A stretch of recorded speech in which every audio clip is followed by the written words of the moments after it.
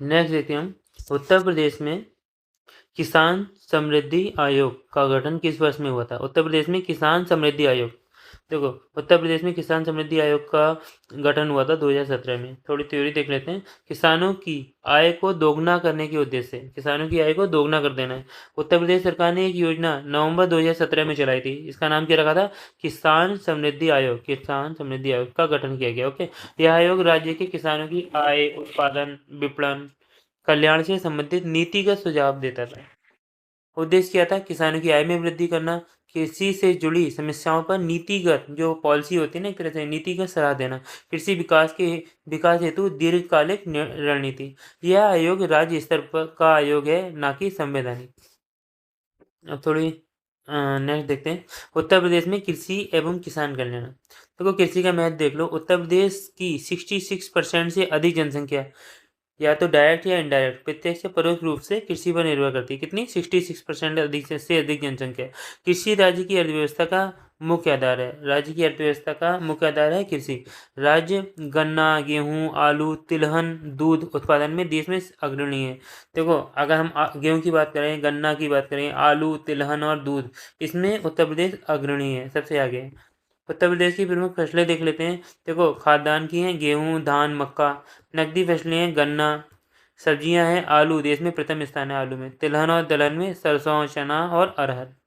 प्रमुख कृषि एवं किसान कल्याण योजनाएं। देखो पहली योजना इसमें कौन सी है? आय सहायता योजना। प्रधानमंत्री किसान सम्मान निधि योजना, पीएम किसान जो है ना, प्रधानमंत्री किसान सम्मान निधि योजना। प्रति किसान को 6,000 प्रति वर्ष 3 किस्तों में दिए जाते हैं। जोखिम प्रबंधन एवं सुरक्षा, जैसे फसल बीमा योजना, एक तरह से वो प्राकृतिक आपदा जैसे सूखा, बाढ़, ओलावृष्टि से होने वाले नुकसान की भरपाई करते हैं। और मुख्यमंत्री कृषक दुर्घटना सहायता योजना, तो ये एक तरह से टर्म इंश्योरेंस टाइप का ही है, ये दुर्घटना या आपदा की स्थिति में किसान परिवार को आर्थिक सहायता प्रदान करता है। नेक्स्ट देखते हैं, सिंचाई एवं ऊर्जा। और चौथा है सोलर पंप सब्सिडी योजना। डीजल एवं बिजली, जो डीजल या बिजली पर निर्भरता होती है ना, उसकी निर्भरता घटाकर लागत कम कर देता है।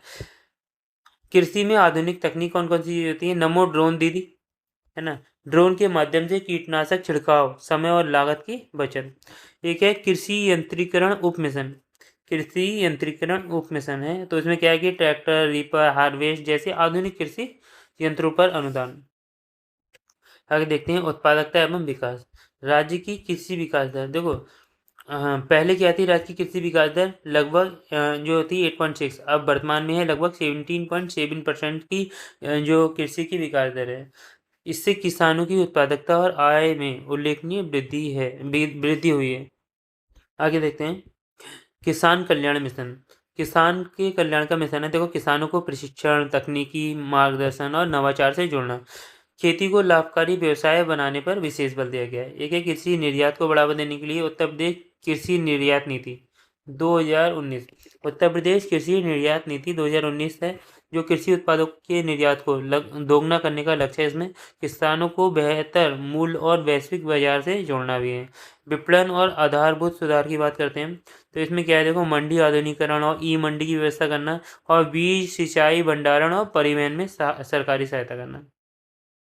क्वेश्चन देखते हैं, एशिया की सबसे बड़ी चीनी मिल उत्तर प्रदेश के किस स्थान पर अवस्थित है? तो देखो खतौली में। खतौली में एशिया की सबसे बड़ी चीनी मिल है। ओके, खतौली मुजफ्फरनगर है ना में स्थित Triveni Engineering and Industry Limited, Triveni Engineering and Industry Limited को चीनी मिल को एक समय एशिया की सबसे बड़ी चीनी मिल माना जाता था। हालांकि वर्तमान समय में यह मिल उत्तर प्रदेश की सर्वाधिक उत्पादन क्षमता वाली चीनी मिल नहीं रही है, इसलिए एशिया की सबसे बड़ी चीनी मिल का उत्तर खतौली दिया गया है, जो ऐतिहासिक तथ्य पर आधारित है।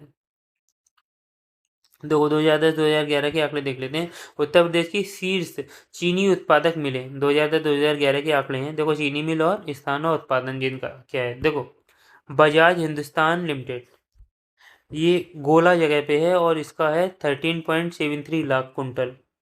धामपुर शुगर मिल्स धामपुर में है और 12.75 लाख कुंटल है। दौराला शुगर वर्क्स, ये दौराला में है, 12.73 लाख कुंटल है। मवाना शुगर वर्क्स मवाना में है, 12.13 लाख कुंटल है। त्रिवेणी इंजीनियरिंग एंड इंडस्ट्रीज खतौली में है और 11.89 लाख कुंटल है। तो सबसे ज़्यादा हम कह सकते हैं बजाज हिंदुस्तान लिमिटेड गोला में है, जो 13.73 लाख कुंटल है। सही सिमिलरिटी नहीं है तो देखो ये, बाकी देखो IIPR कानपुर में है, IBIR इज्जतनगर में है, और IGFRI ये झांसी में। देख लेते हैं इनका। देखो IIPR कानपुर में है। देखो IIPR यानी कि भारतीय दलहन अनुसंधान संस्थान, Indian institute of vegetable research, है ना। Indian institute of vegetable research कहाँ है? वाराणसी में। Indian institute of pulse research है कानपुर में। इंडियन वेटरनरी रिसर्च इंस्टीट्यूट है इज्जतनगर, जो पशु वाला है, पशु चिकित्सा संस्थान है ना। और Indian grassland and fodder research institute वो झांसी में। झांसी में क्या है? ये वाला जो फूडर वाला है। देखो दोबारा से बताता हूँ, वेजिटेबल रिसर्च के लिए है वाराणसी में, पल्स रिसर्च के लिए कानपुर में है, वेटरनरी रिसर्च जो पशुपालन है उसकी रिसर्च के लिए इज्जतनगर बरेली में, और ग्रासलैंड एंड फूडर रिसर्च जो होता है उसके लिए है झांसी में। देख लेते हैं भारतीय कृषि अनुसंधान संस्थान। देखो पूसा संस्थान की बात कर गई है, परिचय क्या है? देखो भारतीय कृषि अनुसंधान संस्थान, Indian agriculture research institute, Bharat का प्रमुख कृषि अनुसंधान शिक्षा एवं विस्तार रिसर्च एजुकेशन एंड एक्सटेंशन संस्थान है। इससे समानता पूसा संस्थान के नाम से आता है। किस नाम से जाना जाता है? पूसा संस्थान। यह भारतीय कृषि अनुसंधान परिषद ICAR के अधीन कार्य करता है। आगे देख लेते हैं स्थापना और स्थान की बात कर लेते हैं। देखो स्थापना कहाँ हुई थी? 1905 में हुई थी, पूसा जिला समस्तीपुर बिहार में। 1934 के बिहार भूकंप में पूसा परिसर को भारी क्षति हुई थी। इसके बाद 1936 में IARI को नई दिल्ली स्थानांतरित कर दिया गया। वर्तमान में मुख्यालय कहाँ है? नई दिल्ली में। प्रशासनिक नियंत्रण, देखो नियंत्रण संस्था कौन सी है? भारतीय कृषि अनुसंधान परिषद ICAR की स्थापना कब हुई थी? 1929 में हुई थी। IARI ICAR का प्रमुख एवं अग्रणी संस्थान माना जाता है। देखो दोबारा से नाम बता देता हूँ मैं, भारतीय कृषि अनुसंधान संस्थान, इंडियन एग्रीकल्चर रिसर्च इंस्टीट्यूट किसके अंडर आता है? ये आता है हमारा भारतीय कृषि अनुसंधान परिषद ICAR के। प्रमुख कार्य देख लो, कृषि अनुसंधान, फसलों की उन्नत एवं उच्च उपज देने वाली किस्मों का विकास, कृषि शिक्षा, स्नातकोत्तर जैसे MSc PhD स्तर की शिक्षा, कृषि विस्तार एक्सटेंशन, नई तकनीकों को किसानों तक पहुंचाना, विशेष योगदान क्षेत्र जैसे कि कृषि अभियांत्रिकी है, बीज विज्ञान है, सीड साइंस जो होता है, मृदा विज्ञान, मृदा प्रौद्योगिकी, पौध प्रजनन एवं अनुवांशिकी। पूसा किस्मों का महत्व, देखो IARI है ना द्वारा विकसित कई फसलें जो कई किस्में होती हैं ना पूसा नाम से प्रसिद्ध हैं। ये किस्में हरित क्रांति में महत्वपूर्ण भूमिका निभा चुकी है। अन्य प्रमुख संस्थान देख लो, बहुत इंपॉर्टेंट है। देखो भारतीय दलहन अनुसंधान संस्थान कानपुर में है। आलू वाला देखो, केंद्रीय आलू अनुसंधान संस्थान शिमला में है। केंद्रीय शुष्क क्षेत्र अनुसंधान संस्थान जोधपुर में है। भारतीय बागवानी अनुसंधान संस्थान बेंगलुरु में है, और राष्ट्रीय कृषि अनुसंधान प्रबंधन अकादमी हैदराबाद में। इफ्को यूरिया कारखाना उत्तर प्रदेश के निम्न में से किस स्थान पे है? तो देखो कहाँ का है? आंवला में है। इफ्को एक प्रमुख यूरिया कारखाना इफ्को का एक प्रमुख यूरिया कारखाना आंवला जिला बरेली में स्थित है। उत्तर प्रदेश में इफ्को के दो प्रमुख यूरिया संयंत्र है। देखो एक तो आंवला बरेली में है, एक फूलपुर प्रयागराज में। इफ्को की स्थापना जो हुई थी 1967 में हुई थी, मुख्यालय नई दिल्ली में है, और उत्तर प्रदेश में इफ्को के संयंत्र आंवला बरेली और फूलपुर प्रयागराज। इफ्को भारत की सबसे बड़ी सहकारी उर्वरक संस्था है। देखो उषाहार, यह NTPC ताप विद्युत परियोजना के लिए प्रसिद्ध है। उषाहार किस लिए प्रसिद्ध है? NTPC ताप विद्युत परियोजना। जमशेदपुर किस लिए प्रसिद्ध है? टाटा स्टील के लिए प्रसिद्ध है, यह झारखंड में स्थित है। जगदीशपुर किस लिए प्रसिद्ध है? औद्योगिक क्षेत्र अवश्य, पर इफ्को यूरिया संयंत्र यहाँ नहीं है, ये औद्योगिक क्षेत्र है जगदीशपुर। आगे देखते हैं उत्तर प्रदेश में उर्वरक उद्योग यानी कि fertiliser industry in Uttar Pradesh. भूमिका देख लेते हैं। उत्तर प्रदेश भारत के प्रमुख उर्वरक उत्पादक राज्यों में शामिल है ना। उत्तर प्रदेश जो है भारत के प्रमुख उर्वरक उत्पादक जो फर्टिलाइजर है जो उनका प्रोड्यूसर में राज्यों में शामिल है। यहाँ यूरिया, DAP, NPK तथा नवीन नैनो यूरिया का उत्पादन होता है। राज्य के अधिकांश उर्वरक संयंत्र प्राकृतिक गैस आधारित हैं, जिसमें उत्पादन अधिक स्वच्छ और कुशल है। ओके, प्रमुख उर्वरक उत्पादन केंद्र देख लो। पहला तो हम गोरखपुर देख लेते हैं। गोरखपुर में देखो हिंदुस्तान उर्वरक एवं रसायन लिमिटेड HURL का गैस आधारित उर्वरक संयंत्र है। इसकी उत्पादन क्षमता है लगभग 3850 मीट्रिक टन यूरिया प्रतिदिन।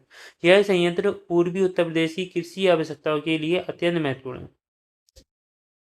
आगे देखते हैं।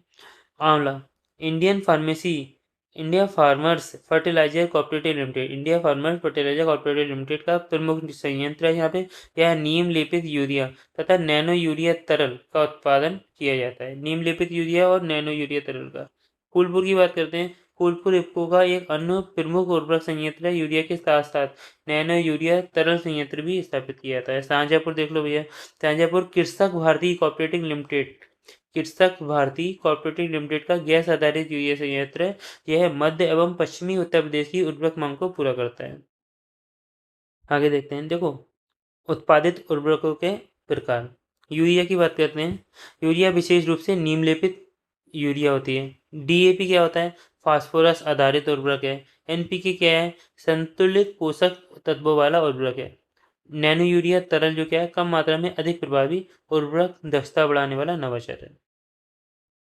अब देखो ये क्या है? कच्चा माल एवं संसाधन आधार। देखो प्राकृतिक गैस प्रमुख कच्चा माल जिसे उत्पादन लागत और प्रदूषण कम होता है।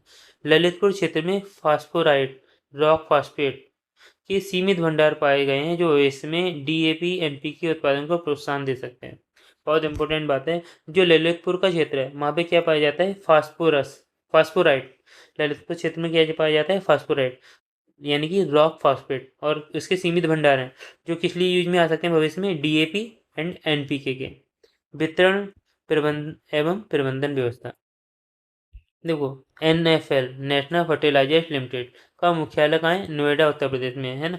NFL जो है national fertiliser limited Uttar Pradesh सहित अन्य देशों के विभिन्न भागों में उर्वरक वितरण और आपूर्ति प्रबंधन में महत्वपूर्ण भूमिका निभाता है।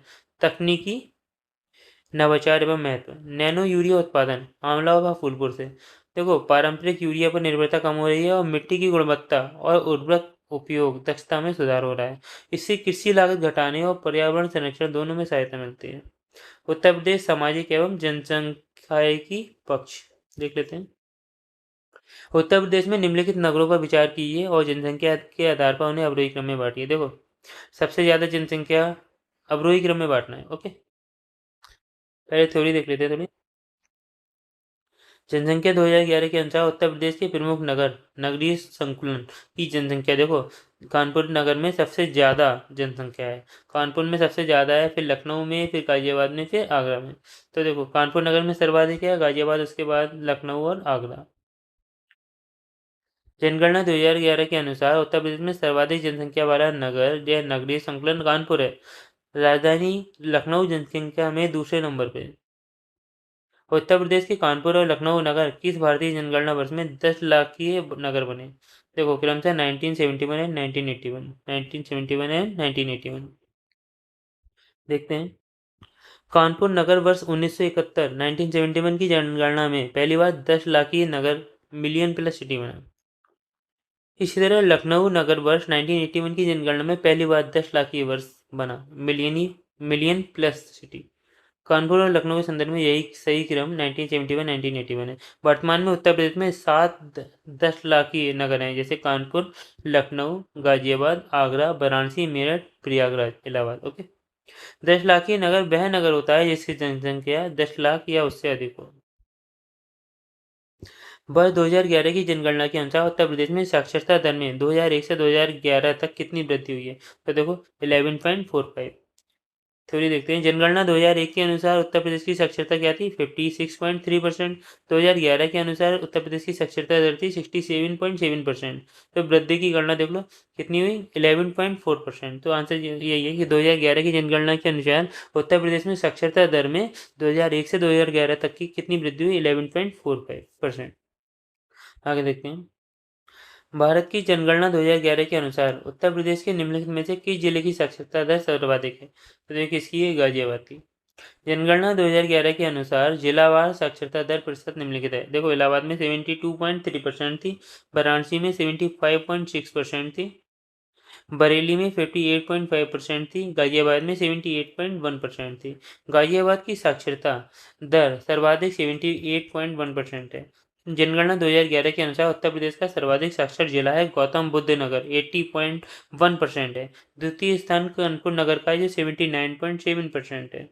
उत्तर प्रदेश में देखो, अब नेक्स्ट देख लेते हैं 2011 की जनगणना के आधार पर उत्तर प्रदेश के संदर्भ में कौन से आंकड़ों में से सही सम्मिलित नहीं है। तो देखो, ये सही नहीं है। बाकी तो देखो, ये पृथ्वी वर्ग किलोमीटर जनसंख्या घनत्व 829 है। उत्तर प्रदेश की 2001 से 2011 दशक में जनसंख्या में प्रतिशत वृद्धि 20.23% और महिला साक्षरता 57.18%।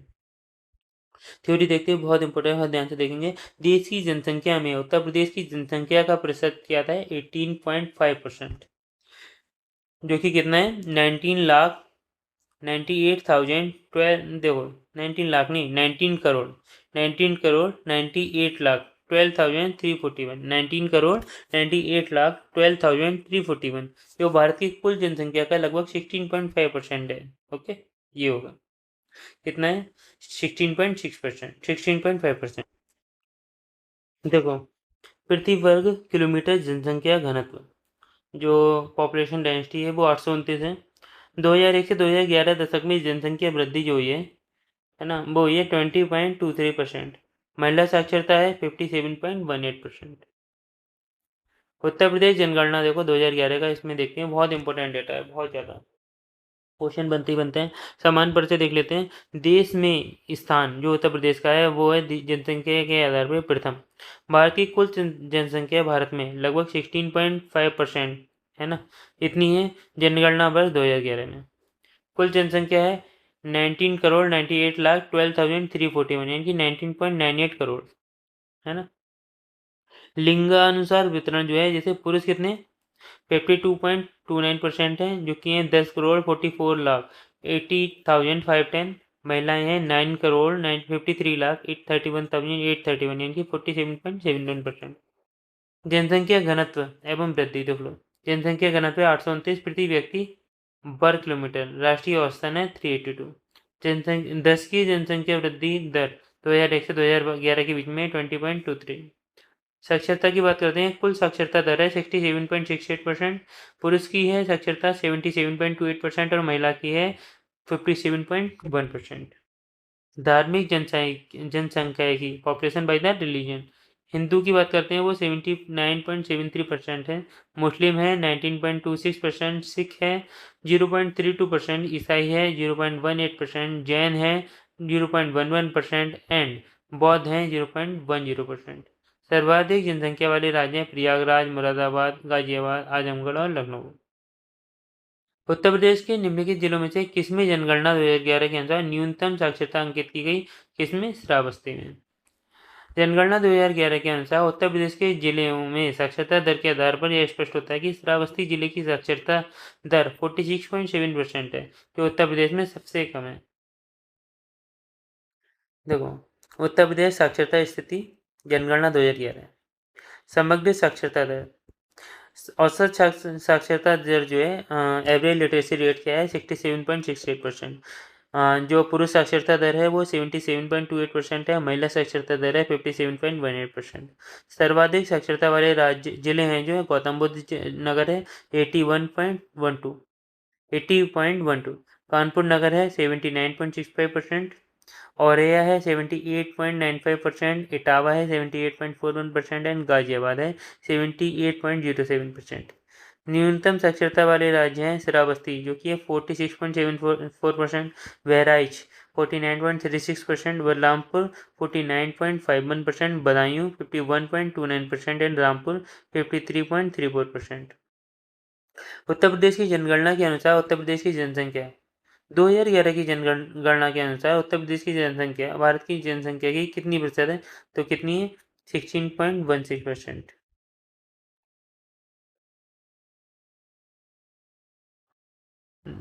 जनगणना 2011 के अनुसार उत्तर प्रदेश की कुल जनसंख्या 19 करोड़ 98,12,341 थी, जो कि भारत की कुल जनसंख्या का लगभग 16.5% है। ओके, तो जनसंख्या जो जनगणना 2011 के अंतिम आंकड़े हैं, देखो उत्तर प्रदेश की जनसंख्या है 19.98 करोड़, 19.98 करोड़ लगभग, और भारत की कुल जनसंख्या में भागीदारी है 16.5%। उत्तर प्रदेश भारत का सर्वाधिक जनसंख्या वाला राज्य है। भारत जनगणना 2011 देख लेते हैं। भारत की कुल जनसंख्या देखो 121 करोड़, ग्रामीण जनसंख्या थी जिसमें 68.84%, शहरी है 31.16%। कुल जनसंख्या में सर्वाधिक योगदान देने वाले राज्य हैं, देखो राज्यवार जनसंख्या प्रतिशत भागीदारी। उत्तर प्रदेश जो कि जनसंख्या 19.98 करोड़, राष्ट्रीय जनसंख्या में भागीदारी है 16.49%। भारत का सर्वाधिक अधिक जनसंख्या वाला सबसे अधिक जनसंख्या वाला राज्य महाराष्ट्र क्या है? महाराष्ट्र है 9.28%, दूसरा स्थान है, और बिहार है जिसका 8.58% भागीदारी है, तीसरा स्थान है। फिर पश्चिम बंगाल है 7.54% भागीदारी है, चौथा स्थान है, और मध्य प्रदेश है भागीदारी 6% जो कि 5वां स्थान है। संयुक्त योगदान देख लेते हैं। शीर्ष 5 राज्य मिलाकर भारत की कुल जनसंख्या का लगभग 47.90% प्रतिनिधित्व करते हैं, अर्थात देश की लगभग आधी आबादी केवल 5 राज्यों में निवास करती है। उत्तर प्रदेश में परिवहन देख लेते हैं। उत्तर प्रदेश के निम्नलिखित में से किस हवाई अड्डे को भारत के केंद्रीय मंत्रिमंडल ने 24 जून 2020 को अंतर्राष्ट्रीय दर्जा दिया है? तो देखो कुशीनगर हवाई अड्डा देख लेते हैं। वैसे करंट अफेयर्स का भी देख लेते हैं। 24 जून 2020 को भारत सरकार के केंद्रीय मंत्रिमंडल द्वारा उत्तर प्रदेश के कुशीनगर हवाई अड्डे को अंतर्राष्ट्रीय हवाई अड्डे का दर्जा प्रदान करने की स्वीकृति दी है। कुशीनगर भगवान बुद्ध की महापरिनिर्वाण स्थली है। कुशीनगर क्या है? भगवान बुद्ध की महापरिनिर्वाण स्थली, इसलिए यह स्थान अंतर्राष्ट्रीय बौद्ध पर्यटन की दृष्टि से अत्यंत महत्वपूर्ण है। अंतर्राष्ट्रीय दर्जा मिलने से विदेशी पर्यटकों की संख्या में वृद्धि, पूर्वांचल क्षेत्र का आर्थिक सुधार और अंतर्राष्ट्रीय हवाई संपर्क सुदृढ़ हुआ है। देखो उत्तर प्रदेश के 5 अंतर्राष्ट्रीय हवाई अड्डे की बात कर लेते हैं। पहला है चौधरी चरण सिंह अंतर्राष्ट्रीय हवाई अड्डा जो लखनऊ में है ना। अमौसी कहाँ पर है? अमौसी जगह पे है लखनऊ में, चौधरी चरण सिंह अंतर्राष्ट्रीय हवाई अड्डा। उत्तर प्रदेश का सबसे पुराना अंतर्राष्ट्रीय हवाई अड्डा है। उसके बाद देखो लाल बहादुर शास्त्री अड्डा, लाल बहादुर शास्त्री अंतर्राष्ट्रीय हवाई अड्डा, ये कहाँ पर है? ये है बाबतपुर वाराणसी में, और ये धार्मिक एवं पर्यटन दृष्टि से अत्यंत महत्वपूर्ण है। एक और है कुशीनगर अंतर्राष्ट्रीय हवाई अड्डा, कुशीनगर में है ये 2021 में चालू हुआ है, बौद्ध पर्यटन के लिए विशेष महत्व है। एक है मर्यादा पुरुषोत्तम श्री राम अंतर्राष्ट्रीय हवाई अड्डा, अयोध्या में है, ये हाल ही में अंतर्राष्ट्रीय दर्जा प्राप्त हुआ है, राम मंदिर एवं धार्मिक पर्यटन से जुड़ा हुआ है। एक और है नोएडा अंतर्राष्ट्रीय हवाई अड्डा, जेवर में, गौतम बुद्ध नगर में, ये है प्रस्तावित लक्षित 2026 में, ये है प्रस्तावित, और एशिया के सबसे बड़ा हवाई अड्डों में से एक है। एनसीआर क्षेत्र की हवाई यातायात क्षमता को अत्यधिक बढ़ाएगा। उत्तर प्रदेश में पूर्वांचल एक्सप्रेस वे मार्ग निम्नलिखित में से किस नगर से नहीं गुजरेगा? तो देख लेते हैं। देखो बस्ती से नहीं गुजरेगा। देखो पूर्वांचल एक्सप्रेस वे मार्ग की बात कर लेते हैं। पूर्वांचल एक्सप्रेस वे उत्तर प्रदेश सरकार की एक प्रमुख अवसंरचना परियोजना है ना, जिसका उद्देश्य है पूर्वांचल क्षेत्र को राजधानी लखनऊ से तीव्र एवं सुलभ सड़क संपर्क प्रदान करना। इस एक्सप्रेसवे का उद्घाटन 16 नवंबर 2021 को प्रधानमंत्री नरेंद्र मोदी द्वारा सुल्तानपुर जनपद में किया गया था। यह एक्सप्रेसवे लगभग 341 किलोमीटर लंबा है। इसका मार्ग लगभग लखनऊ से प्रारंभ होकर निम्नलिखित जनपदों से गुजरता है, जैसे बाराबंकी, अमेठी, सुल्तानपुर, अयोध्या, अंबेडकर नगर, आजमगढ़, मऊ, गाजीपुर, बस्ती, है ना। देखो बस्ती जनपद इस मार्ग में सम्मिलित नहीं है। तो कौन कौन से मार्ग से गुजरा है ये पूर्वांचल वाला? बाराबंकी से, अमेठी से, सुल्तानपुर से, अयोध्या से, अंबेडकर नगर से, आजमगढ़ से, मऊ से और गाजीपुर से।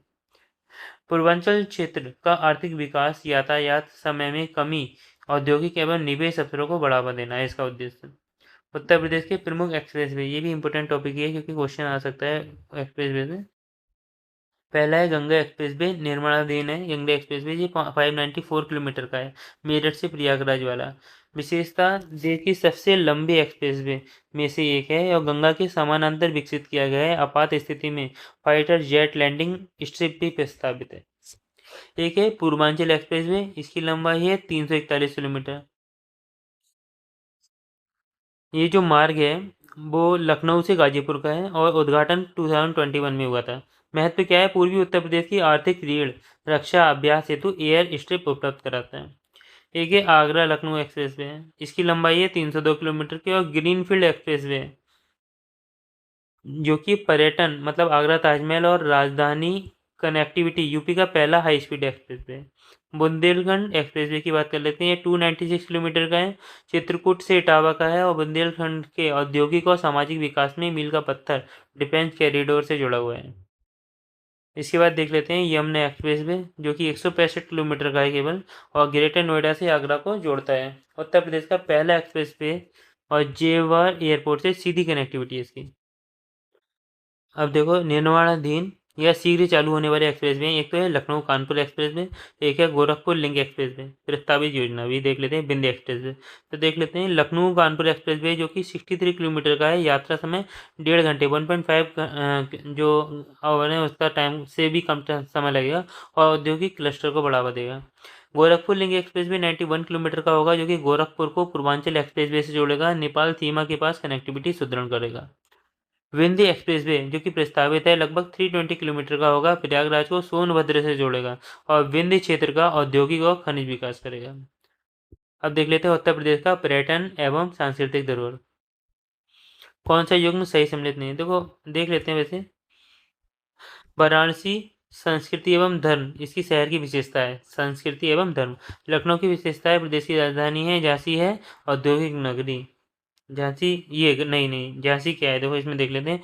झांसी को उत्तर प्रदेश की औद्योगिक नगरी नहीं, झांसी में उद्योग स्थापित है परंतु उसकी पहचान औद्योगिक नगरी के रूप में नहीं है, ये वाला गलत है, जो सी है वो गलत है। उसके बाद मुरादाबाद को पीतल उद्योग है, ये इसकी विशेषता है। वाराणसी संस्कृति एवं धर्म से संबंधित एक प्रमुख नगर है। लखनऊ उत्तर प्रदेश की राजधानी है और मुरादाबाद पीतल उद्योग के लिए विख्यात है। उत्तर प्रदेश के प्रमुख पर्यटन स्थल इस टॉपिक पे देख लेते हैं पूरी थ्योरी। ऐतिहासिक पर्यटन स्थल ताजमहल की बात करते हैं जो कि आगरा में है। ये विश्व धरोहर स्थल है, प्रेम का प्रतीक है। आगरा किला मुगल स्थापत्य का उत्कृष्ट उदाहरण है। फतेहपुर सीकरी अकबर द्वारा बसाया गया ऐतिहासिक नगर है। और बड़ा छोटा इमाम बाड़ा जो कि लखनऊ में है, नवाबी स्थापत्य की पहचान करता है।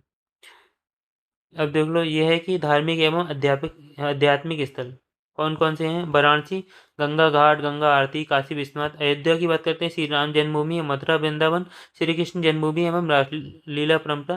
प्रयागराज त्रिवेणी संगम, माघ मेला एवं कुंभ मेला। बौद्ध सर्किट के प्रमुख स्थल देख लो। सारनाथ भगवान बुद्ध का प्रथम उपदेश स्थल, कुशीनगर महापरिनिर्वाण का स्थल है। और कपिल वस्तु जो है श्रीवास्तव क्षेत्र में जो है वो बुद्ध के जीवन से जुड़ा स्थल है। अन्य महत्वपूर्ण पर्यटन स्थल की बात कर लेते हैं। देखो नैमिषारण्य जो है सीतापुर में है, प्राचीन तीर्थ एवं ऋषि परंपरा। कनक भवन अयोध्या में है, यह राम सीता से जुड़ा मंदिर है। आनंद भवन प्रयागराज में स्वतंत्रता आंदोलन से जुड़ा ऐतिहासिक स्थल है। उत्तर प्रदेश की सांस्कृतिक धरोहर की बात कर लेते हैं, जैसे नृत्य परंपरा, संगीत एवं कला, हस्तशिल्प एवं कला। देखो कथक की बात करते हैं जो कि एक शास्त्रीय नृत्य, उद्गम क्षेत्र इसका उद्गम जो है वो उत्तर प्रदेश में ही है कथक का। चरकुला नृत्य ये कहाँ पे है, चरकुला ये ब्रज क्षेत्र, दीपों के साथ नृत्य होता है इसमें। रास नृत्य ये कृष्ण की लीला पर आधारित है। और झूला मयूर धोबिया नृत्य होता है, ये क्षेत्रीय लोक नृत्य है, झूला मयूर धोबिया। संगीत एवं कला की बात करते हैं। उत्तर प्रदेश हिंदुस्तानी शास्त्रीय संगीत का प्रमुख केंद्र रहा है। ठुमरी, ख्याल, ध्रुपद की समृद्ध परंपरा है। काय की ठुमरी की, ख्याल की और ध्रुपद की। राज्य स्तर पर शास्त्रीय व लोक कलाओं को प्रोत्साहन दिया जाता है। अब देखो हस्तशिल्प एवं कला की बात कर लेते हैं। वाराणसी जो फेमस है वो सिल्क की साड़ियों के लिए है। भदोही कालीन उद्योग के लिए फेमस है। मुरादाबाद पीतल एवं धातु शिल्प के लिए और लखनऊ चिकनकारी कढ़ाई के लिए। उत्तर प्रदेश के प्रमुख पर्यटन स्थल की बात कर लेते हैं। देखो राज्य सरकार द्वारा पर्यटन विकास के हेतु विभिन्न थीम आधारित सर्किट विकसित किए गए हैं, जैसे कि रामायण सर्किट, कृष्ण ब्रज सर्किट, बौद्ध सर्किट, सूफी कबीर सर्किट। तो देख लेते हैं इनके बारे में भी कि रामायण सर्किट कहाँ पर है भैया, अयोध्या चित्रकूट प्रयागराज। कृष्ण ब्रज सर्किट मथुरा वृंदावन गोवर्धन। बौद्ध सर्किट सारनाथ कुशीनगर श्रावस्ती। सूफी कबीर सर्किट वाराणसी श्रावस्ती और बहराइच। अब देख लेते हैं उत्तर प्रदेश का पर्यावरण और पारिस्थितिकी। ठीक है देखो निम्नलिखित में से कौन से विभाग उत्तर प्रदेश में सतत विकास लक्ष्यों एसडीजी से संबंधित राष्ट्रीय संकेतक ढांचा प्रगति रिपोर्ट तैयार करता है। कौन करता है? केवल 3, यानी कि हमारा योजना विभाग। देखो थ्योरी देखते हैं। Sustainable development goals SDG Uttar Pradesh में सतत विकास लक्ष्यों की निगरानी, विश्लेषण और प्रगति रिपोर्ट तैयार करने की जिम्मेदारी राज्य योजना विभाग की होती है। योजना विभाग द्वारा राष्ट्रीय संकेतक ढांचा नेशनल इंडिकेटर फ्रेमवर्क एनआईएफ के अनुरूप राज्य स्तरीय प्रगति रिपोर्ट तैयार की जाती है। यह रिपोर्ट केंद्रीय सरकार की नीति आयोग के द्वारा जारी राष्ट्रीय रिपोर्ट के साथ तालमेल भी होती है। रिपोर्ट का उद्देश्य सतत विकास लक्ष्यों की प्राप्ति की दिशा में राज्य की प्रगति का आकलन करना है। वित्तीय विभाग यह विभाग राज्य की वित्तीय नीतियों, बजट एवं कराधान से संबंधित कार्यों का संचालन करता है। एसडीजी रिपोर्ट तैयार करने में इसकी भूमिका नहीं है। ओके। शिक्षा विभाग यह केवल एसडीजी 4 गुणवत्तापूर्ण शिक्षा के लक्ष्यों से संबंधित कार्यक्रमों का कार्यान्वयन करता है। ओके। अब देखो उत्तर प्रदेश के संदर्भ में निम्नलिखित कथनों पर विचार कीजिए, कौन सा सही है? तो ना तो एक ना तो वही। थोड़ी थोड़ी देख लेते हैं। Indian states of forest report ISFR 2023 की रिपोर्ट के अनुसार उत्तर प्रदेश में कुल भौगोलिक क्षेत्र का केवल 6.24% भाग वास्तविक वना रक्षण फॉरेस्ट कवर है। 6.24%। जो ट्री कवर होता है, वृक्षावरण को शामिल भी कर लिया जाए तो यह प्रतिशत 9.96% पहुंच जाता है। देखो जो भौगोलिक क्षेत्र का केवल जो भाग है वो तो है 6.24%। अगर ट्री कवर जो वृक्षावरण है उसको कवर कर दिया जाए तो 9.96 हो जाता है। अतः 12.8 का आंकड़ा गलत है ना। उत्तर प्रदेश के सभी जिलों में किसी न किसी रूप में वन या वृक्षावरण पाया जाता है। यहाँ की न्यूनतम वन क्षेत्र वाला जिला भदोही है, जहाँ 5.22 वर्ग किलोमीटर वन वृक्षावरण पाया जाता है। इसलिए जौनपुर, गाजीपुर एवं बलिया में कोई भी वन भूमि नहीं है ना। कुछ टॉपिक देख लेते हैं उत्तर प्रदेश में वन एवं वृक्षावरण। उत्तर प्रदेश में वन और वृक्षावरण राज्य के कुल भौगोलिक क्षेत्रफल का लगभग 9 से 10% के बीच है, जो राष्ट्रीय औसत से कम है। फिर भी हाल के वर्षों में वृक्षारोपण अभियानों में के कारण इसकी निरंतर वृद्धि दर्ज की गई है। नवीनतम स्थिति देख लो, 2023 का ही आंकड़ा है। कुल वनावरण जो फॉरेस्ट कवर है वो है 15,045.80 वर्ग किलोमीटर, लगभग 6.24%। जो ट्री कवर है वो है 8,950.92 वर्ग किलोमीटर, लगभग 3.72%। और कुल वन प्लस वृक्षावरण है 22,121 वर्ग किलोमीटर, लगभग 9.18% से 9.96% विभिन्न आंकलनों के द्वारा। उत्तर प्रदेश के वन क्षेत्र की प्रमुख विशेषताएं देखो। वनावरण में वृद्धि हालिया आकलन में लगभग 118 से 126 वर्ग किलोमीटर की वृद्धि दर्ज की गई है। दर्ज वन क्षेत्र यानी कि रिकॉर्डेड फॉरेस्ट एरिया लगभग कितना है? 16,582 वर्ग किलोमीटर है। इसमें शामिल क्या है? देखो इसमें शामिल है हमारे आरक्षित वन, संरक्षित वन, अवर्गीकृत वन, है ना। और सर्वाधिक वन क्षेत्र वाले राज्य देख लो। जो सर्वाधिक वन क्षेत्र वाले राज्य हैं सोनभद्र, लखीमपुर खीरी और पीलीभीत। सोनभद्र, लखीमपुर खीरी और पीलीभीत। भौगोलिक विस्तार वन मुख्यतः तराई क्षेत्र उत्तर और विंध्य क्षेत्र दक्षिण पूर्व में केंद्रित है।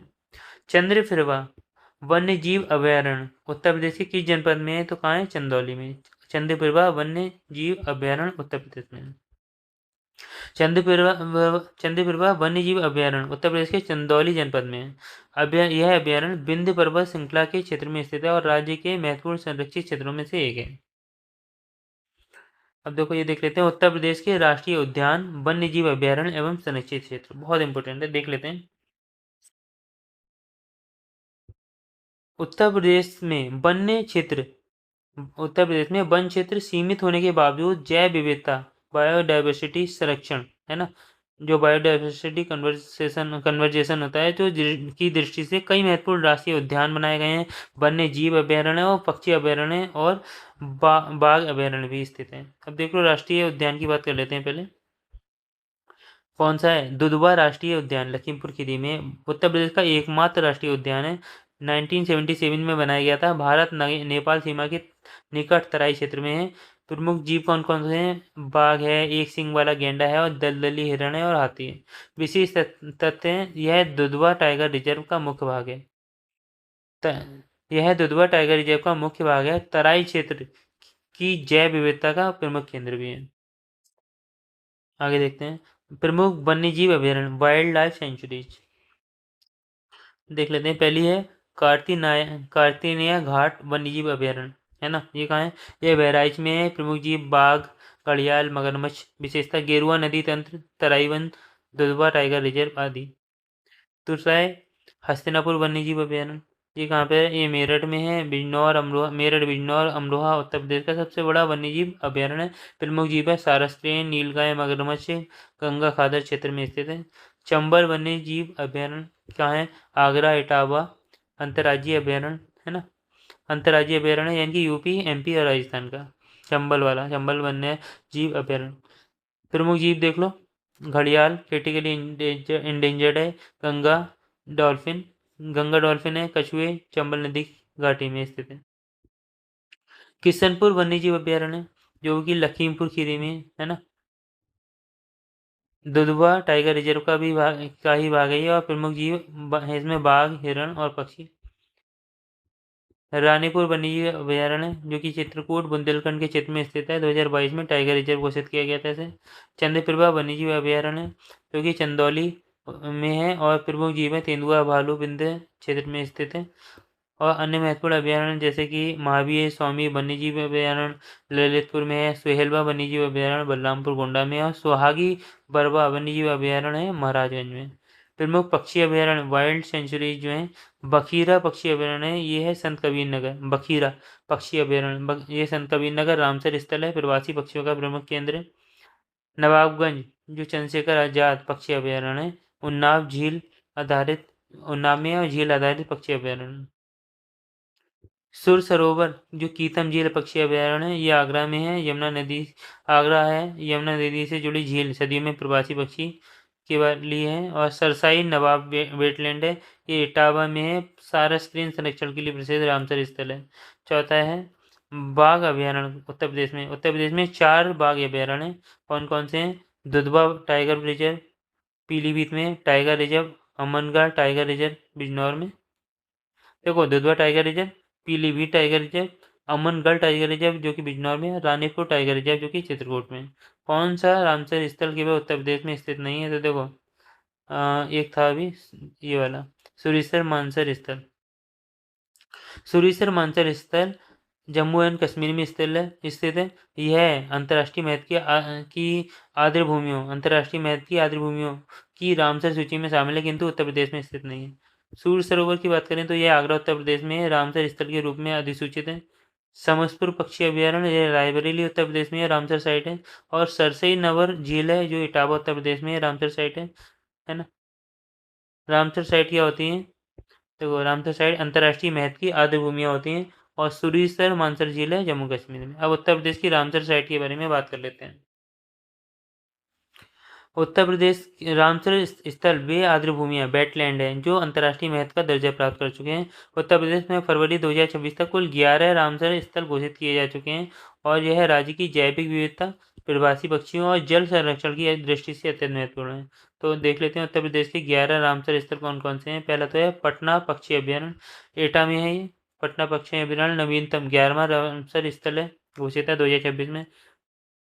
ऊपरी गंगा ब्रजघाट से नरोरा, ये कहाँ पर है? बुलंदशहर उत्तर प्रदेश का पहला रामसर स्थल है, 2005 में घोषित नदी आधारित रामसर साइट है। एक है नवाबगंज पक्षी अभयारण्य जो उन्नाव में है। पार्वती अर्का पक्षी अभयारण्य ये गोंडा में। समन पक्षी अभयारण्य ये मैनपुरी में। समसपुर पक्षी अभयारण्य ये रायबरेली में। सरसई नावर झील ये इटावा में है, सारस क्रेन के लिए संरक्षण प्राप्त है यहाँ पे। सांडी पक्षी अभयारण्य ये हरदोई में। सूर सरोवर कीटम झील ये कहाँ है? आगरा में। और बखीरा वन्य जीव अभयारण्य संत कबीर नगर। हैदरपुर आर्द्र भूमि ये कहाँ है? मुजफ्फरनगर बिजनौर में। निम्नलिखित में से कौन सा अभयारण्य सही सम्मिलित नहीं है? तो देखो पशु विहार अभयारण्य और स्थान देख लेते हैं। देखो नवाबगंज पक्षी अभयारण्य वास्तव में कहाँ पर है? और उन्नाव जनपद में, है ना।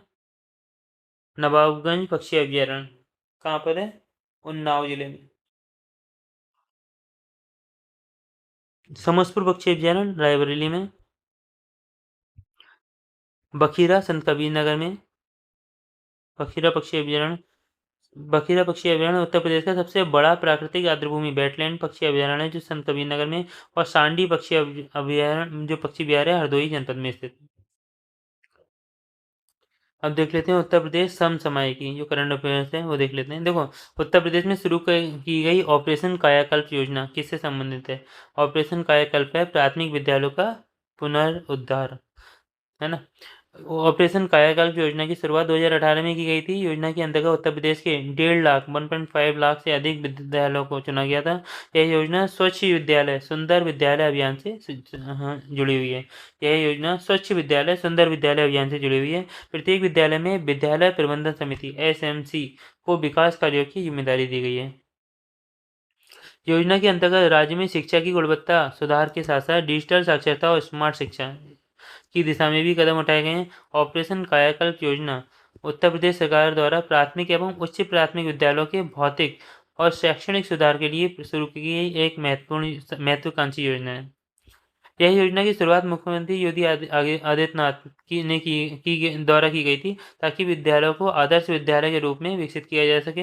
योजना में के अंतर्गत विद्यालयों की 19 बुनियादी सुविधाएं, जैसे कि शौचालय, बिजली, फर्नीचर, पेयजल, दीवार, ब्लैक बोर्ड, साफ सफाई, कंपाउंड वॉल, डिजिटल क्लासरूम आदि का विकास किया जा सके। उद्देश्य यह है कि सरकारी स्कूलों का कायाकल्प कर छात्र उपस्थिति, नामांकन और गुणवत्तापूर्ण शिक्षा को बढ़ावा दिया जा सके। यह योजना विद्यालय की शिक्षा विभाग के तहत लागू की गई है। उच्च शिक्षा में सुधार यह उद्देश्य राष्ट्रीय उच्च शिक्षा अभियान से संबंधित है। उच्च शिक्षा में सुधार, कौशल आधारित शिक्षा या कौशल विकास मिशन (UPSDM) के अंतर्गत आता है। और विश्वविद्यालय का बुनियादी ढांचा का विस्तार, यह विश्वविद्यालय अनुदान आयोग (UGC) व राज्य उच्च शिक्षा परिषद के कार्यक्रमों से संबंधित है। उत्तर प्रदेश की राज्य की वित्तीय क्रियाओं की निगरानी करने के लिए कौन सी वेबसाइट बनाई गई है? कोषवाणी। देखो, कोषवाणी उत्तर प्रदेश सरकार द्वारा राज्य की वित्तीय क्रियाओं की रियल टाइम निगरानी करने के लिए विकसित की गई एक डिजिटल वेबसाइट है। क्या है ये? एक डिजिटल वेबसाइट। यह पोर्टल उत्तर प्रदेश वित्त विभाग (finance department, government of UP) द्वारा संचालित है। कोषवाणी के माध्यम से राज्य की राजस्व प्राप्ति, व्यय, लेखा, वेतन भुगतान, कोषागार स्थिति आदि की जानकारी ऑनलाइन उपलब्ध रहती है। यह पोर्टल पारदर्शिता, ट्रांसपेरेंसी और उत्तरदायित्व (अकाउंटेबिलिटी) बढ़ाने के लिए ई-गवर्नेंस की दिशा में एक बड़ा कदम है। नागरिक, अधिकारी और विभागीय उपयोगकर्ता इस वेबसाइट के माध्यम से राज्य की वित्तीय स्थिति को तुरंत देख सकते हैं। कोषवाणी ने उत्तर प्रदेश को डिजिटल वित्तीय प्रशासन की दिशा में एक अग्रणी राज्य बनाया है। यह portal national informatics centre (NIC) द्वारा विकसित तकनीकी प्लेटफॉर्म पर आधारित है। उत्तर प्रदेश राज्य में पहली खनिज नीति कब घोषित की गई? कब की गई? देखो, क्वेश्चन ये है कि उत्तर प्रदेश राज्य में पहली खनिज नीति कब घोषित की गई? तो कब की गई? 29 दिसंबर 1998। 29 दिसंबर 1998 को उत्तर प्रदेश में पहली खनिज नीति घोषित की। थ्योरी देख लेते हैं। उत्तर प्रदेश सरकार द्वारा राज्य की पहली खनिज नीति 29 दिसंबर 1998 को घोषित की गई थी। इस नीति का उद्देश्य राज्य में खनिज संसाधनों के सतत एवं वैज्ञानिक दोहन (साइंटिफिक एक्सप्लॉयटेशन) को बढ़ावा देना था। नीति के अंतर्गत खनन पट्टियों, जो माइनिंग लीजेज हैं, की पारदर्शी प्रक्रिया, राजस्व वृद्धि तथा पर्यावरणीय संतुलन बनाए रखने के लिए प्रावधान किए गए थे। राज्य के प्रमुख खनिज हैं बालू, बजरी, चूना पत्थर, डोलोमाइट, संगमरमर, सिलिका रेत, बॉक्साइट आदि को इस नीति के अंतर्गत वर्गीकृत किया गया।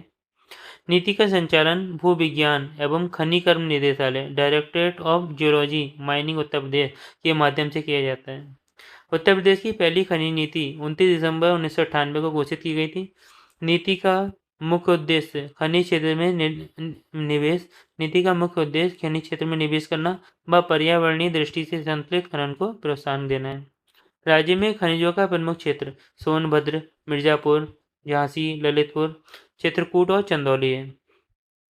राज्य में खनिज राजस्व सरकार की अप्रत्यक्ष आय का एक महत्वपूर्ण स्रोत है।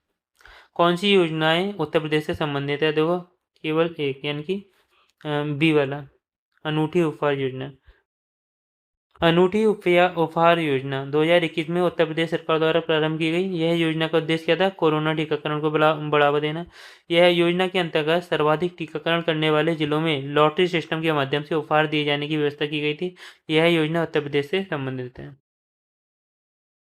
उत्तर प्रदेश सरकार की प्रमुख जन कल्याणकारी योजनाएं बहुत इंपॉर्टेंट है। पहली है महिला सशक्तिकरण एवं कल्याणकारी योजना। महिला सशक्तिकरण जो होता है वुमेन एम्पावरमेंट के लिए कौन कौन सी योजनाएं, तो पहले देख लेते हैं मुख्यमंत्री कन्या सुमंगला योजना। कौन सी? मुख्यमंत्री कन्या सुमंगला योजना। इसमें क्या होता है? बालिकाओं की शिक्षा, स्वास्थ्य एवं सामाजिक सुरक्षा, जन्म से स्नातक तक 15,000 तक की आर्थिक सहायता राज्य की बालिकाओं के लिए है ये। अब देखो मुख्यमंत्री सामूहिक विवाह योजना, इसमें क्या है? आर्थिक रूप से कमजोर परिवारों की बेटियों के विवाह में सहायता मिलती है और विवाह हेतु वित्तीय सहायता ही मिलती है। एक है मिशन शक्ति। महिलाओं की सुरक्षा, सम्मान और स्वावलंबन, महिला हेल्प डेस्क, जागरूकता अभियान और कौशल विकास। मुख्यमंत्री बाल सेवा योजना। कोविड-19 में अनाथ हुए बच्चों की संरक्षण, 4,000 प्रति माह की आर्थिक सहायता भी दी जाएगी। शिक्षा एवं रोजगार योजना। देखो शिक्षा रोजगार योजना में कौन सी? यूपी फ्री टैबलेट स्मार्टफोन योजना है।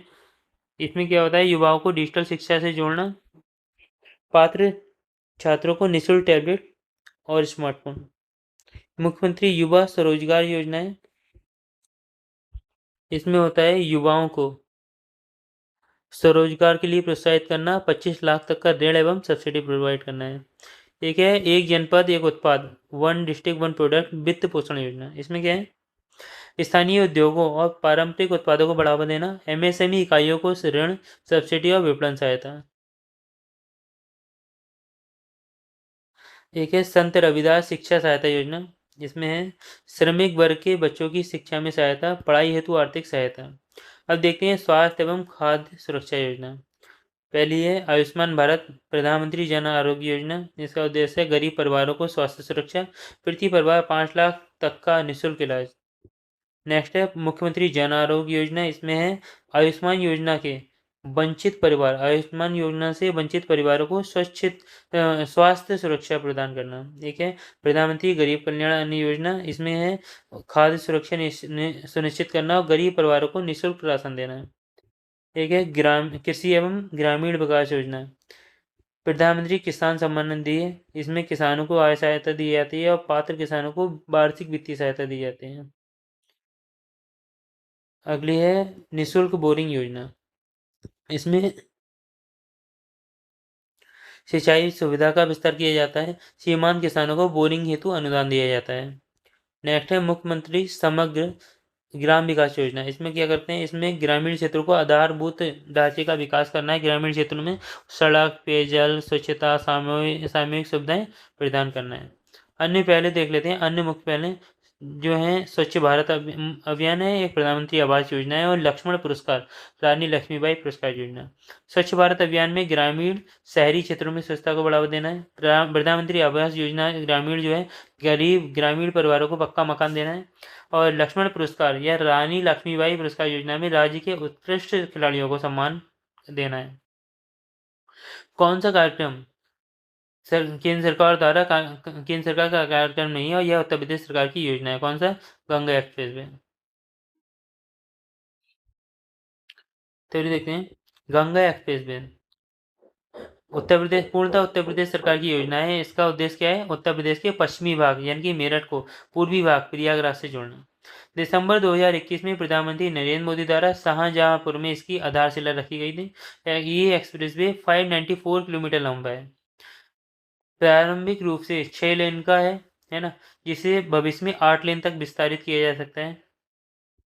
यह केंद्र सरकार का कार्यक्रम नहीं है बल्कि पूरी तरह उत्तर प्रदेश का कार्यक्रम है। यह है मनरेगा। क्या है? मनरेगा केंद्र सरकार का कार्यक्रम है जिसमें ग्रामीण रोजगार उपलब्ध कराने के उद्देश्य से चलाया गया है। इसी तरह हमारा ग्रामीण स्वास्थ्य मिशन NRHM ये केंद्र सरकार का कार्यक्रम है और पंडित नेहरू उत्कर्ष योजना ये भी छत्तीसगढ़ राज्य सरकार योजना है। उत्तर प्रदेश के संदर्भ में से कौन से कथनों में क्या सही है देख लेते हैं। कोई भी सही नहीं है। थ्योरी देखते हैं। देखो नई शिक्षा नीति 2020 के अंतर्गत विश्व जो विद्यालय शिक्षा की संरचना को 5+3+3+3+4 में विभाजित किया गया है ना। इसके अनुसार फाउंडेशनल स्टेज को 2 भागों में बांटा गया है। आंगनवाड़ी पूर्व प्राथमिक शिक्षा जो कि 3 वर्ष, कक्षा 1 से 2 2 वर्ष। इस प्रकार फाउंडेशन स्टेज 3 से 8 वर्ष के बच्चों के लिए निर्धारित की गई है। प्रिपरेटरी स्टेज प्राथमिक शिक्षा कक्षा 3 से 5 आयु 8 से 11 के लिए। ओके,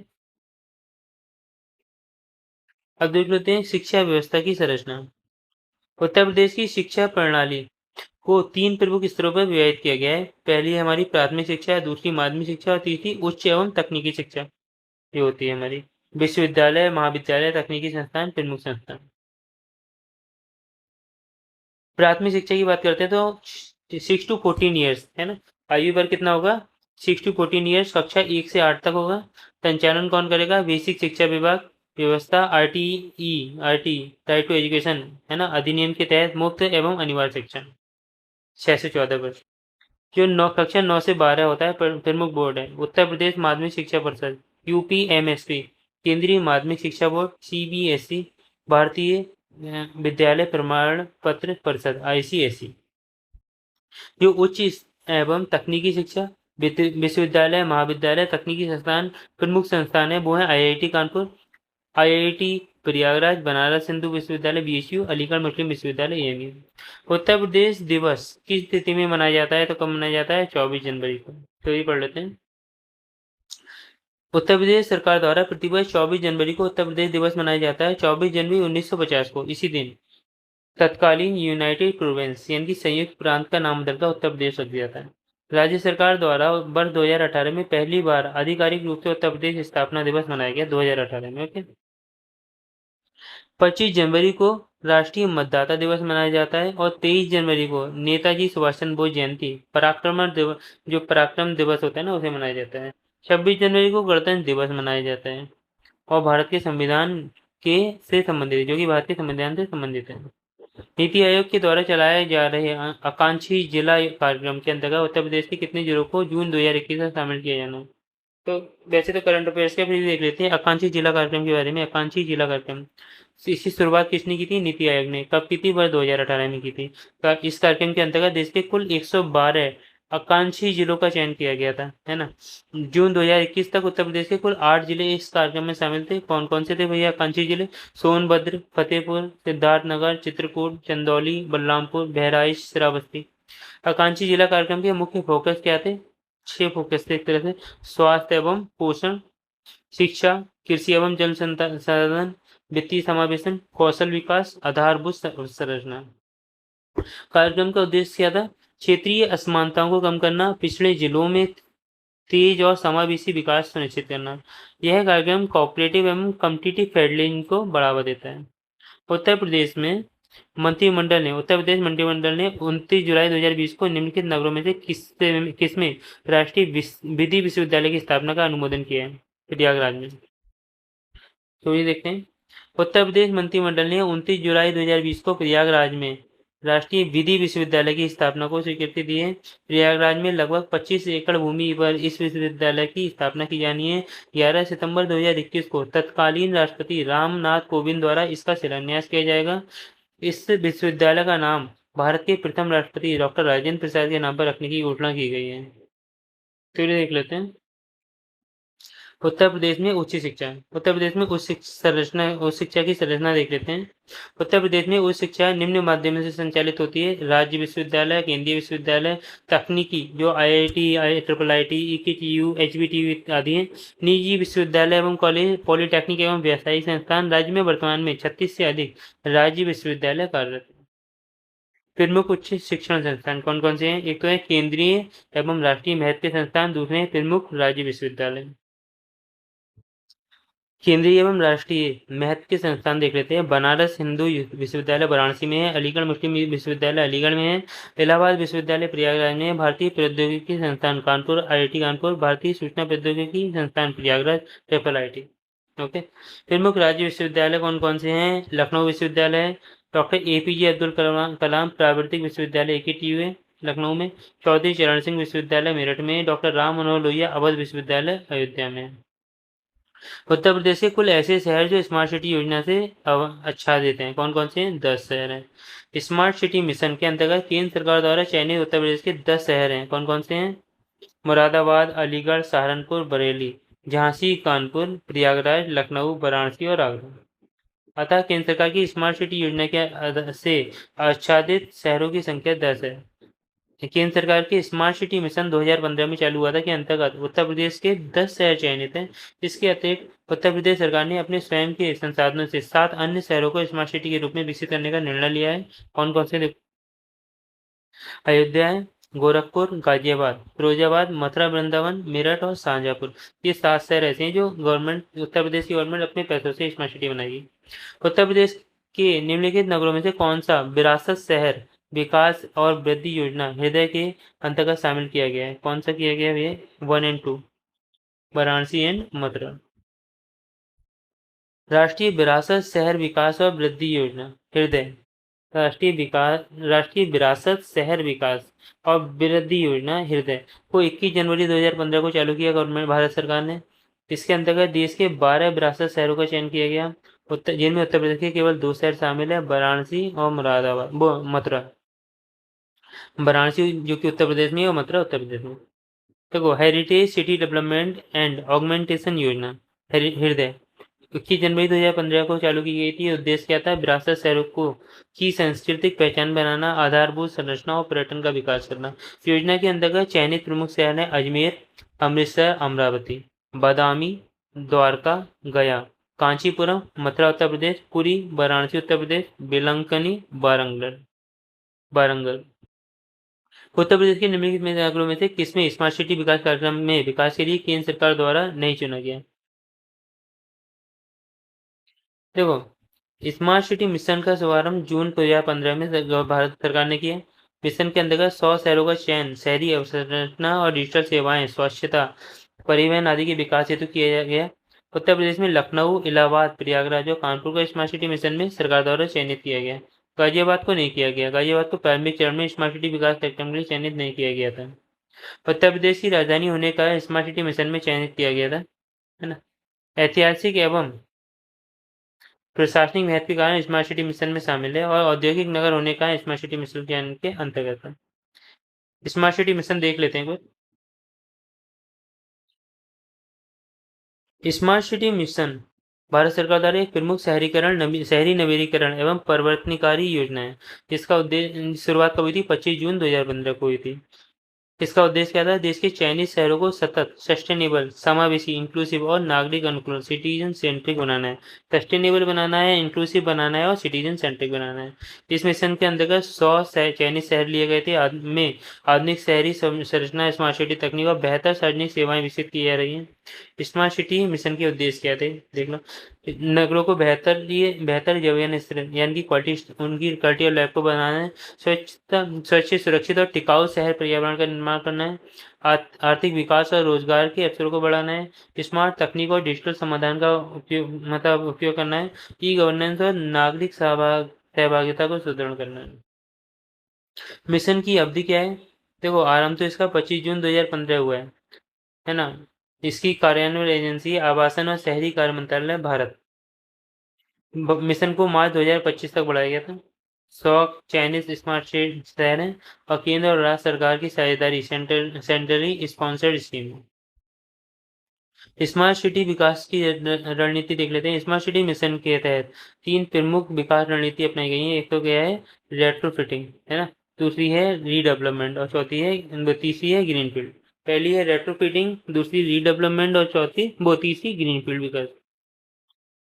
जो हमारी रेट्रोफिटिंग है, ये क्या है? मौजूदा विकसित क्षेत्रों में स्मार्ट सुधार करना है, स्मार्ट सड़कें बनानी है, स्ट्रीट लाइट, जल निकास, सीसीटीवी, वाईफाई। रीडेवलपमेंट यानी कि पुराने जर्जर क्षेत्रों को पुनर्निर्माण करना है, उच्च घनत्व मिश्रित भूमि उपयोग करना है, मिक्स्ड लैंड यूज। ग्रीनफील्ड विकास, जो ग्रीनफील्ड है, नए क्षेत्रों में आधुनिक स्मार्ट टाउनशिप का विकास, टिकाऊ योजना, हरित क्षेत्र और आधुनिक परिवहन। स्मार्ट सिटी मिशन के प्रमुख घटक क्या क्या हैं? ई गवर्नेंस एवं डिजिटल सेवाएं, स्मार्ट परिवहन एवं यातायात प्रबंधन, जल आपूर्ति एवं सीवरेज प्रबंधन, स्मार्ट ऊर्जा और स्ट्रीट लाइटिंग, स्वास्थ्य एवं शिक्षा अवसंरचना, ठोस अपशिष्ट प्रबंधन, सुरक्षा जैसे CCTV, ICCC, integrated command control centre, नागरिकता सहभागिता, सिटीजन इंगेजमेंट। निम्नलिखित में से किस राज्य में जापानी इंसेफेलाइटिस अनुसंधान केंद्र स्थापित किया गया है? कहाँ किया गया है?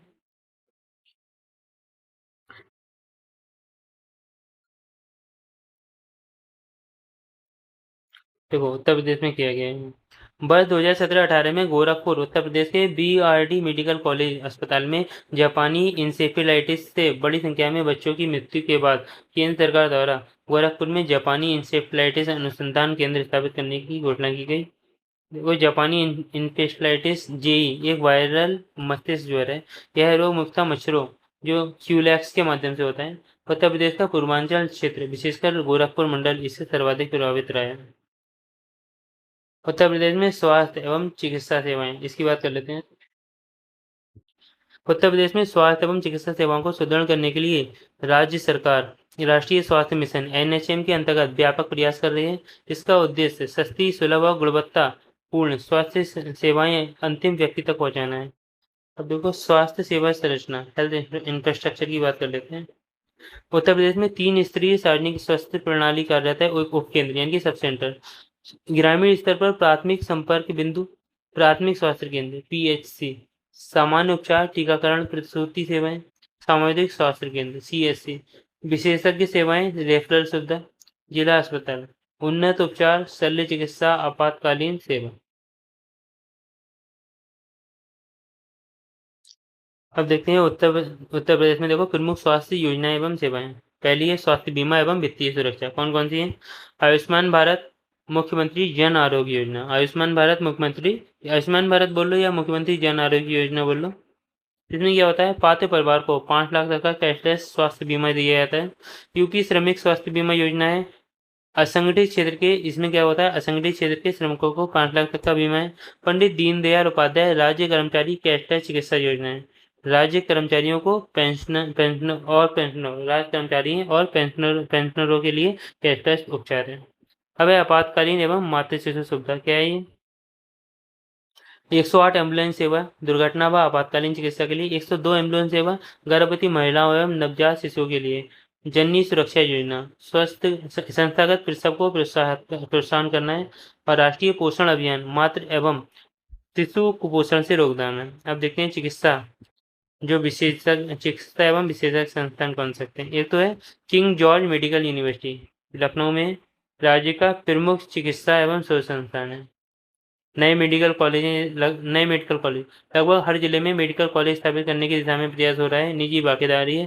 पीपीपी मॉडल पे चिकित्सा शिक्षा और सुपर स्पेशलिटी सेवाओं में निजी विषयों को निजी निवेश को बढ़ावा देना है। डिजिटल स्वास्थ्य एवं हेल्पलाइन कौन सी है? टेली मेडिसिन एवं ई हेल्थ सेवाएं। स्वास्थ्य हेल्पलाइन भी ऐसे 1800-180 1104 1800-180 5145। प्रमुख चुनौतियां क्या क्या हैं? मातृ मृत्यु दर है एमएमआर और शिशु मृत्यु दर है। कुपोषण एवं एनीमिया, ग्रामीण क्षेत्रों में चिकित्सकों एवं विशेषज्ञों की कमी, स्वास्थ्य अवसंरचना का क्षेत्रीय संतुलन असंतुलन। उत्तर प्रदेश में राज्य उच्च शिक्षा परिषद का स्थापित किया गया 1950 में। उत्तर प्रदेश में राज्य उच्च शिक्षा परिषद की स्थापना 1995 में की गई। इसकी स्थापना उत्तर प्रदेश राज्य उच्च शिक्षा अभियान 1995 के अंतर्गत हुई। परिषद का मुख्यालय लखनऊ में है। परिषद का प्रमुख उद्देश्य उत्तर प्रदेश में उच्च शिक्षा के नियोजन, समन्वय, गुणवत्ता सुधार एवं विकास से संबंधित कार्य करना है।